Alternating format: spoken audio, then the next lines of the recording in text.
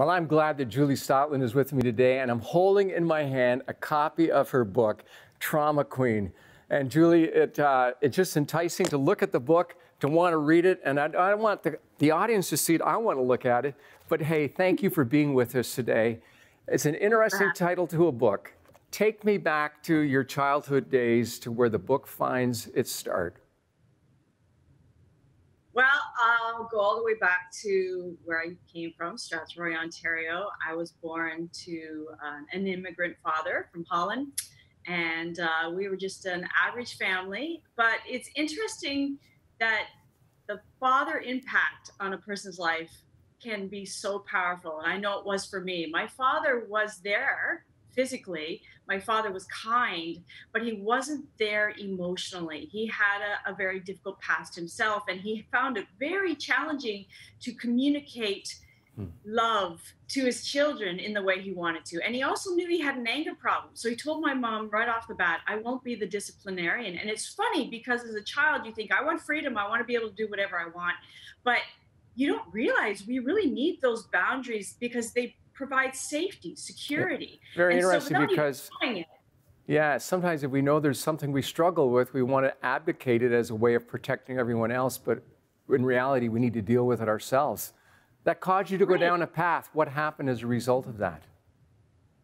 Well, between that and I always talk about the influence of my poor brother who used to call me fatso. And I just use that because of the power of words, how that influences us. And so between that, I started to develop a lot of insecurities, and I wanted to find my place in this world. And I felt like I was never good enough. I felt like I had to prove that I was worthy of love from my father. And so I started to get very involved in school plays, school projects, school competitions, speaking competitions, tried to be a hyperachiever. And then at grade 8, when you're getting ready to go into high school and you're thinking about that next level of, competition with other people and trying to find your place in this world, I turned towards my physical appearance, and I started to lose weight because my brother always called me fatso. So I figured, well, if I can't be the smartest in the class and win the awards, then maybe if I start looking better, lose that baby fat, I can gain attraction that way. And in particular, guys, because I was seeking that father's love and I was replacing it with male attention. And so I started dieting. And before I knew it, into grade 9, I started to develop eating disorders, starting with anorexia.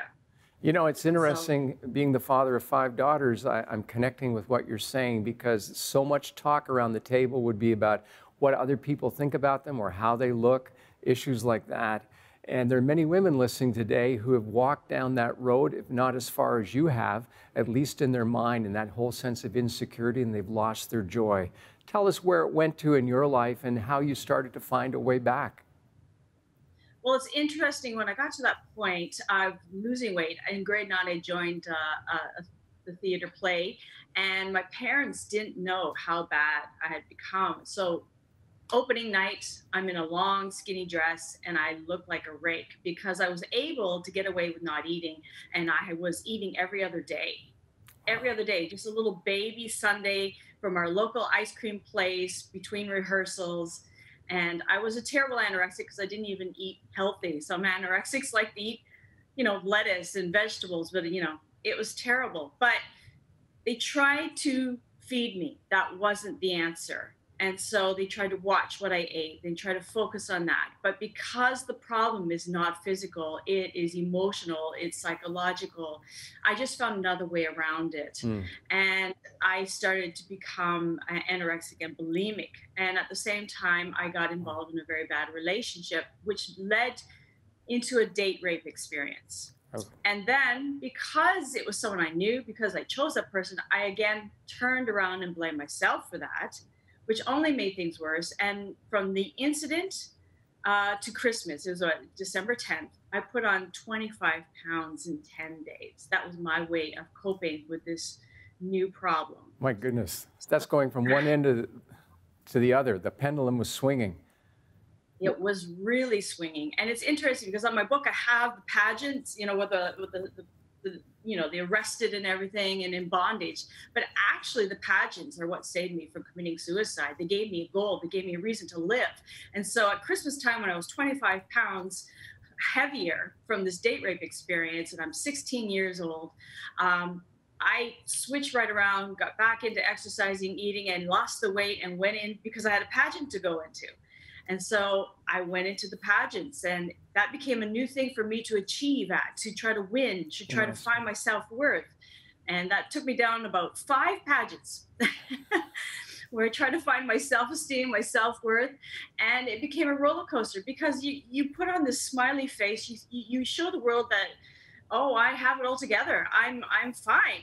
There's no problem here. And, no one knows any different until you're back in your room at night and you're lying in bed and you're thinking, if anyone really knew who I was, they wouldn't want to speak to me. They wouldn't want to be with me. I'm damaged goods.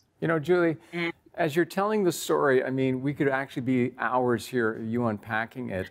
And you've laid it out in your book, Trauma Queen, which you can find on Amazon.com or .ca. You had an encounter with Jesus. Your faith in God turned the trajectory of your life. Share that with us just before we wrap up the conversation today. Absolutely. In grade 13, which of course we don't have anymore, I switched schools, and that was the turning point for me. I switched schools, I switched friends, I met a new group of youth. And I think this is so crucial, especially for today with Gen Z and the influence and the power that friends have upon one another. But these youth were different. They shone differently. They were confident. They weren't perfect, but they had something different. And when I got to know them and realized they had a faith in God, they had a faith in the Creator. They didn't believe that we were an accident. They didn't believe that we were perfect, but they didn't believe we were an accident. They believed there was a Creator who loved us.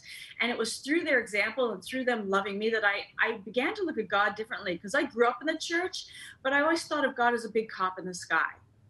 Wow. So to see them live it out differently, and then to test facts and investigate the Bible on my own, I came to an own personal faith for myself that transformed me. And then it just got rid of those eating disorders immediately. I stopped being anorexic. I stopped being bulimic.